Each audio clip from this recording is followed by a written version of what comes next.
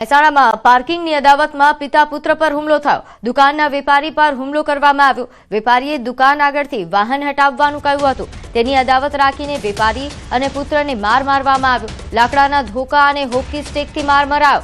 5 લોકોએ મળીને હુમલો કર્યા હોવાની વિગત સામે આવી છે। પોલીસ સ્ટેશનમાં હાલ સમગ્ર મામલે ફરિયાદ નોંધાઈ। તો આ સમગ્ર ઘટનાના સીસીટીવી પણ સામે આવ્યા છે। નોંધનીય છે કે અહીં વેપારી અને પુત્ર કે જેના ઉપર હુમલો થયો છે। 5 લોકોએ મળીને હુમલો કર્યો। લાકડાના ધોકાઓ અને હોકી સ્ટિકથી માર મારવામાં આવ્યો। 5 લોકોએ મળીને હુમલો કર્યો જેના એક ફૂટેજ પણ સામે આવ્યા છે। હાલ આ સમગ્ર મામલે પોલીસ સ્ટેશનમાં ફરિયાદ નોંધાઈ છે। કાલે બે હતા અને કાલ અદાવ લઈને આજે 10 થી 12 જણા આવ્યા અને તલવાર અને 10 લાકડીઓ હતી અને ભોંડા મારવા એટલે હાથ આવ્યો એટલે ઓગળી પડવા ગયો। તો આ સમગ્ર મામલે વધુ વિગત સાથે મારી સાથે સંવાદદાતા કેતન જોડાઈ ગયા છે। કેતન, મહેસાણામાં આ રીતે હાથમાં કાયદો લઈ રહ્યા છે આ તત્વો અને આ રીતે જાહેરમાં મારામારી, શું વધુ વિગત? ચોક્કસથી જણાવી દઉં કે વિસનગરના જે ગીચ વિસ્તાર ગણાય છે તે જે ટાવર વિસ્તારનો જે વિસ્તાર હોય છે તેમાં ઘટના ઘટી છે। તેમાં પાર્કિંગની અદાવત રાખી અને વેપારી પિતા અને પુત્ર ઉપર હુમલો કરવામાં આવે છે। પાર્કિંગ કરેલું બાઇક દુકાન આગળથી લઈ લેવાનું કહેતા જે ઉશ્કેરાઈ જતા આ જે હુમલો હોય છે તે કરવામાં આવે છે। ન્યૂ કુરિયર સિલેક્શન નામની દુકાનના વેપારી ઉપર હુમલો કર્યો છે। લાકડાના ધોકાઓ અને હોકી સ્ટિક મારી આ હુમલો કરવામાં આવે છે। હાલમાં તો આ મામલે પોલીસ સ્ટેશનમાં રોહન ઠાકોર અને તેમના સાગરીતો સામે જે ફરિયાદ હોય છે તે નોંધીની આગળની જે તપાસ હોય છે કરવામાં આવી છે। જી આભાર માહિતી આપવા બદલ। તો સુરતના વાલકપાટિયા વિસ્તારમાં માતાને ડિવોર્સી દીકરીના ત્રાસથી મુક્ત કરવામાં આવ્યા। ગ્રીન વેલી રેસિડેન્સીમાં વૃદ્ધા તેમની દીકરી સાથે રહેતા હતા। તેમની દીકરી સતત તેમને ત્રાસ આપતી હોવાનો આરોપ વૃદ્ધાએ લગાવ્યો। તેના માનસિક ત્રાસથી કંટાળીને વૃદ્ધ માતાએ વુમન ઇમ્પ્રુવમેન્ટ ચેરિટેબલ ટ્રસ્ટનો સંપર્ક કર્યો અને પોલીસની મદદથી વૃદ્ધાને વૃદ્ધાશ્રમ લાવવામાં આવ્યા। તો કળિયુગની આ દીકરી કે જે વૃદ્ધાને જે રીતે ત્રાસ આપતી હતી, જેનાથી કંટાળીને વૃદ્ધાએ અહીં આ સંસ્થાનો સંપર્ક કર્યો અને પોલીસની મદદથી આ વૃદ્ધાને હવે વૃદ્ધાશ્રમ લાવવામાં આવ્યા છે। તો આણંદ જિલ્લા અને તાલુકાના કાસોર ગામના પરા વિસ્તાર સોલાપુરામાં પ્રાથમિક શાળાના 6 નવા વર્ગખંડનું બાંધકામ ચાલી રહ્યું છે। સર્વે શિક્ષા અભિયાન અંતર્ગત 2 કરોડ 28 લાખ રૂપિયાની સરકારી ગ્રાન્ટથી થઈ રહેલા આ બાંધકામમાં હલકી ગુણવત્તાની સામગ્રી વપરાઈ રહ્યા હોવાનો સ્થાનિકોએ ગંભીર આરોપ કર્યો છે। સિમેન્ટ, કપચી અને સળિયાની ગુણવત્તા અંગે શંકા વ્યક્ત કરવામાં આવી છે। જોકે કોન્ટ્રાક્ટર તરફથી ટેન્ડરની તમામ શરતોનું પાલન કરાયા હોવાનું જણાવાયું છે। હાલ સ્થાનિકોએ બાંધકામ અટકાવ્યું છે અને યોગ્ય ગુણવત્તાથી વર્ગખંડનું કામ થાય તેવી માંગ કરી છે।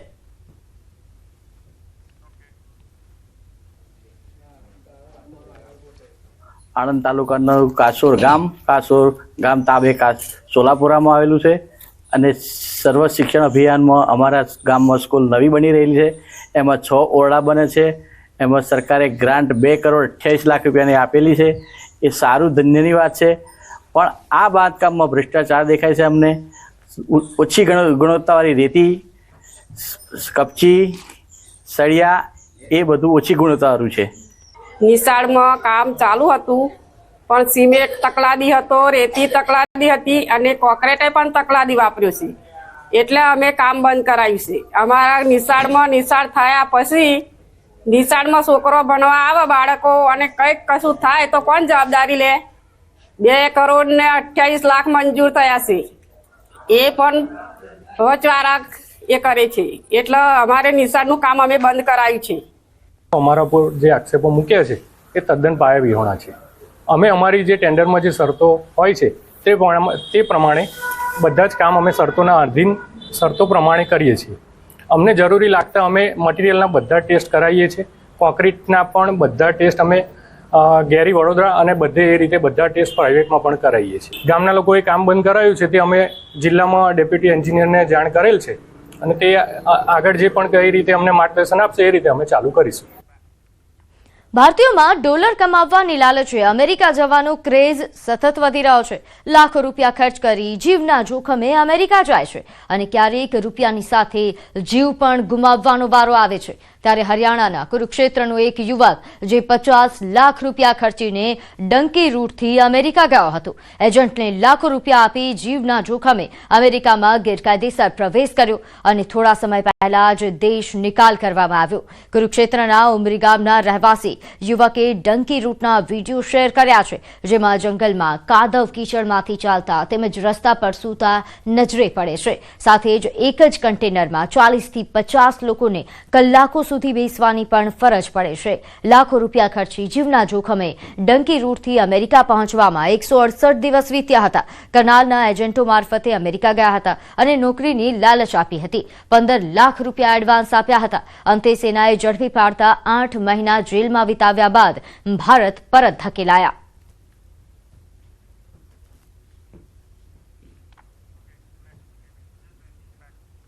આગળ વાત કરીએ, રાજ્યના નાયબ મુખ્યમંત્રી હર્ષ સંઘવી બનાસકાંઠા જિલ્લાના ડીસાના મહેમાન બન્યા. ડીસા ખાતે મુસાફરોની સુવિધા માટે રાજ્યના અલગ અલગ ડેપો માટે 51 નવી એસટી બસોનું લોકાર્પણ કરવામાં આવ્યું. નાયબ મુખ્યમંત્રીએ રાજપુર પાંજરાપોળ ખાતે પહોંચી અહીં જીવદયા પ્રેમી સ્વર્ગીય ભરતભાઈ કોઠારીની પ્રતિમાનું અનાવરણ પણ કર્યું. આ કાર્યક્રમમાં ગૌહત્યા કરનારા સામે સખત કાર્યવાહી કરવાની નાયબ મુખ્યમંત્રીએ ખાતરી આપી. કહ્યું કે આ વર્ષે ગુજરાતમાં 2 ગૌહત્યારાઓને આજીવન કેદની સજા ફટકારવામાં આવી છે.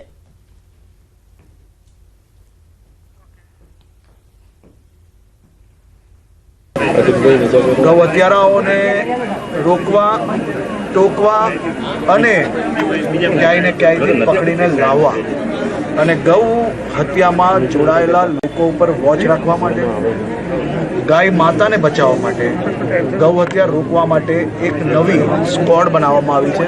હમણાં પાયલટ કામગીરી આખા ગુજરાતમાં ત્યાં ચાલી રહી છે.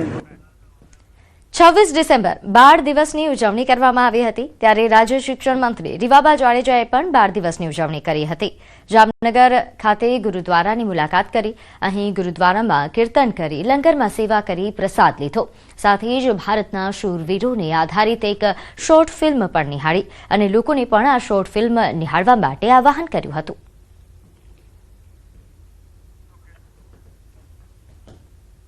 શોર્ટ ક્લિપ પિક્ચરના રૂપમાં અત્યારે દેખાડવામાં આવી રહી છે ગુરુદ્વારાનું જે ટ્રસ્ટ છે એમના માધ્યમથી. તો સૌ નગરજનોને અને સૌ બાળકોને હું વિનંતી કરું છું કે આ મૂવી આપણે ચોક્કસ જોવી જોઈએ. આપણા રોલ મોડલ્સ ભારતના ઇતિહાસમાં ઘણા બધા એવા શૂરવીરો થઈ ગયા છે. એમાંના શૂરવીર જે આ સાહેબજાદા હતા એમને આધારિત આ મૂવી છે.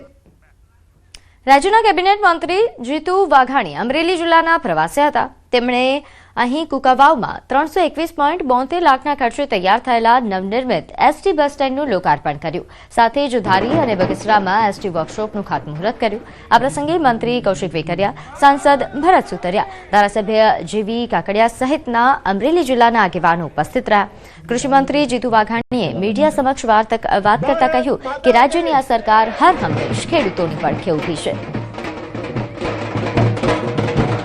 કલેક્ટર શ્રી, માનનીય પટિયા સાહેબ, જિલ્લા વિકાસ અધિકારી શ્રી અને સમગ્ર વહીવટી વાતોના ગપગોળા નહીં, હકીકત ખેડૂતોને મદદ થાય, કે બેઠો થાય, રવિ સિઝન લઈ શકે એમના માટેના પણ નિર્ણયો.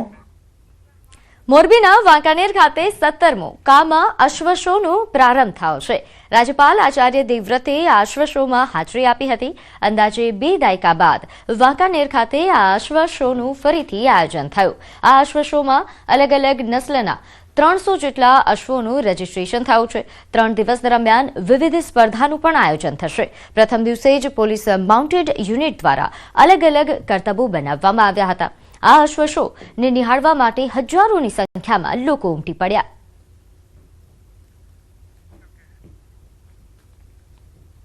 और भारत की संस्कृति में पशुओं के प्रति जो सम्मान का भाव है, सौभाग्य से गुजरात एक ऐसा प्रांत है जिसमें पशुओं की प्रजातियां बहुत उन्नत पाई जाती हैं. શિયાળાની ઋતુમાં સ્વાસ્થ્યવર્ધક સુરેન્દ્રનગરનું કાળા તલનું કચરિયું ખૂબ જ લોકપ્રિય બન્યું છે. કાળા તલ, ગોળ, સૂંઠ અને સૂકા મેવા જેવા પૌષ્ટિક તત્વોથી ભરપૂર આ કચરિયું રોગ પ્રતિકારક શક્તિ વધારે છે અને શરદી, કફ જેવા રોગો સામે પણ રક્ષણ આપે છે. આ વર્ષે ભાવમાં વધારો હોવા છતાં તેની ગુણવત્તા અને સ્વાદના કારણે ગુજરાતના અન્ય શહેરો ઉપરાંત મુંબઈ, દિલ્હી, બેંગ્લોર અને વિદેશમાં વસતા ગુજરાતીઓમાં પણ તેની ભારે માંગ જોવા મળી રહી છે. સુરેન્દ્રનગર અને વઢવાણના અંદાજે સૌથી વધુ વેપારીઓ દરરોજ 1000 કિલોથી વધુ તાજું કચરિયું બનાવીને વેચાણ કરી રહ્યા છે, જેનાથી શિયાળાના 4 માસ દરમિયાન અંદાજે 500થી વધુ પરિવારોને રોજગારી મળી રહે છે. આને તલ, ગોળ, સૂંઠ અને ગોળ જે પ્યોર કોલ્હાપુરથી સ્પેશિયલ મંગાવવામાં આવે છે અને તેને મિક્સ કરી કાજુ બદામને આને લોકો સુધી પહોંચાડવામાં આવે છે. અને આ વર્ષે જે કાળા તલની ડિમાન્ડ વધી છે, જે પાકને નુકસાન થયું છે, એ હિસાબથી કચરિયામાં પણ 20 રૂપિયા જેવો વધારો આવ્યો છે. પરંતુ આનો કોઈ ભાવ વધારાનો અસર ગ્રાહકી ઉપર દેખાતો નથી. શરીરના હાંધા, જે કંઈ આપણા શરીરની અંદર તેલની ઉણપ હોય, એ શરીરની ચામડી જે આપણી સુકાતી હોય તો એનાથી ઘણા ફાયદા થતા હોય છે અને આરોગ્યની દ્રષ્ટિએ હું ખૂબ જ લાભપ્રદ ઉપયોગી છે. હું તો કહું છું શિયાળાના ઋતુની અંદર અડદિયા, મેથી પાકની સાથે સાથે કાળા તલનું કચરિયું, સફેદ તલનું કચરિયું ગુણકારી ઔષધિયુક્ત હોય, લોકોએ ખૂબ જ એનો બહોળા પ્રમાણમાં ખોરાક તરીકે ઉપયોગ કરવો જોઈએ. આ ખાવાથી તમારી હેલ્થ પણ ખાસી સારી રહે છે, કારણ કે આની અંદર જે ઓઇલ આવે છે એ તમને સાંધાના દુખાવા માટે, પછી તમારા બોડી માટે. તો અરવલ્લીના બિલોડામાં અરવલ્લી બચાવ રેલીનું આયોજન કરવામાં આવ્યું, જેમાં 12 જેટલી સામાજિક સંસ્થાઓ જોડાઈ. અહીં પક્ષાપક્ષીથી દૂર રહીને યોજાયેલી આ રેલીમાં કોંગ્રેસના આગેવાનોએ પણ હાજરી આપી હતી અને મામલતદાર ઓફિસ સુધી વિરોધ પ્રદર્શન કર્યું. આંદોલનકારીઓની મુખ્ય માંગણી એ છે કે 100 મીટરની મર્યાદાના નિયમને તાત્કાલિક રદ કરવામાં આવે અને પહાડોમાં ચાલતું ખનન સંપૂર્ણપણે બંધ કરી કુદરતી સંપદાનું જતન કરવામાં આવે.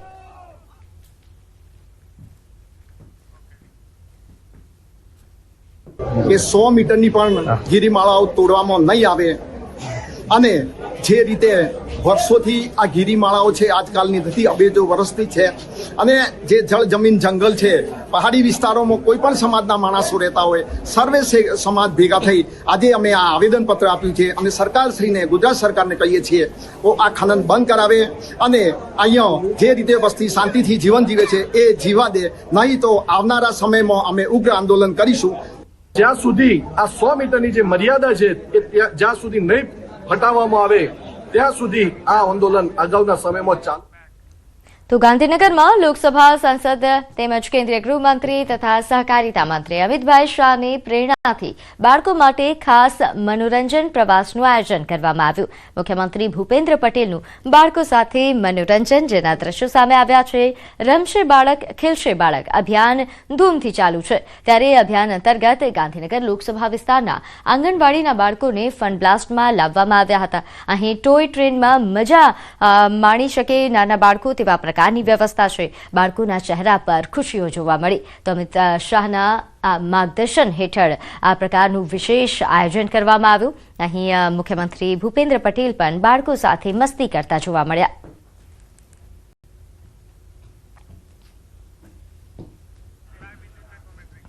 તો બાળકો માટે મનોરંજન પ્રવાસનું આ વિશેષ આયોજન કરવામાં આવ્યું છે. આ તમામ બાળકો જે હાલ ફન બ્લાસ્ટમાં મસ્તી કરી રહ્યા છે. નોંધે છે કે અભિયાન રમશે બાળક, ખીલશે બાળક અંતર્ગત આ પ્રકારનું આયોજન કરવામાં આવ્યું છે. અહીં આંગણવાડીના બાળકોને વિશેષ સુવિધાઓ મળી રહે તેના માટે પણ પ્રેરણા આપવામાં આવી રહી છે. શિક્ષણ, પોષણ અને મનોરંજનનો લાભ બાળકોને મળે તે માટેનું આ એક પ્રયાસ છે. બાળકોના સર્વાંગી વિકાસ માટે સતત પ્રયાસ કરી રહી છે સરકાર, ત્યારે આ અભિયાનથી બાળકોનું બાળપણ રંગીન બનશે.